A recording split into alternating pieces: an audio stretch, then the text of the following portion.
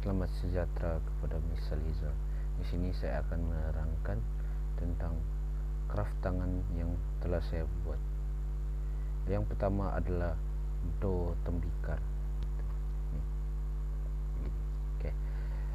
Do tembikar ini merupakan sejenis pasu yang berbentuk kon dan bulat. Oleh itu, salah satu bahan yang boleh dihasilkan tembikar ini adalah do. Yang kedua adalah tempat letak pensel, yaitu seperti yang Miss boleh nampak.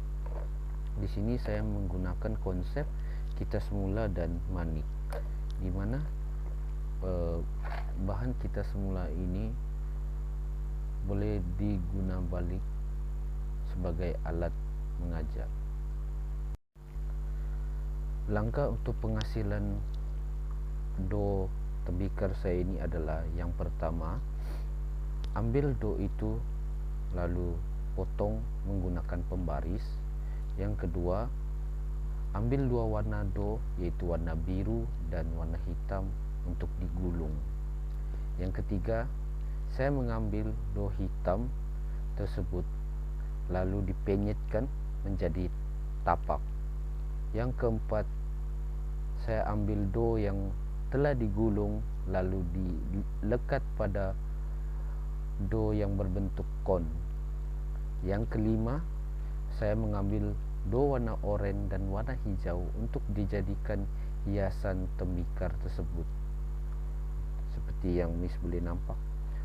Yang keenam, ambil kedua warna do tersebut lalu digabungkan seperti tali. Itu yang ini maksudnya. Okay. Yang terakhir adalah lilitkan pada do tembikar sebagai hiasan. Ini maksudnya lilitannya itu. Okay.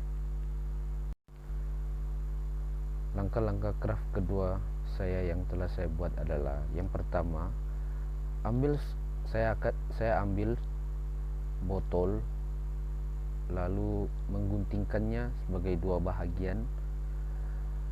Selepas itu saya akan ambil double tape untuk menggulungkan di sekitar botol ini, di sini. Lalu saya mengambil kertas warna lalu melilitkan dia ke semua bahagian tepi dan bawah. Yang terakhir, saya akan mengambil hiasan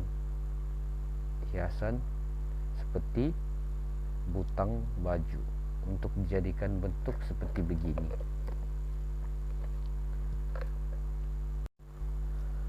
Fungsi craft pertama saya adalah dapat meningkatkan motor halus kanak-kanak. Hal ini kerana aktiviti membulat do ini menggosok do, mengguling, dapat menguatkan otot-otot kecil kanak-kanak. Yang kedua, menggalakkan kanak-kanak untuk berimajinasi. Hal ini kerana mereka berpeluang untuk berimajinasi tentang bentuk dan rupa do tembikar tersebut. Maka kanak-kanak ini akan melakukan apa-apa jenis tembikar ikut kemahuan mereka.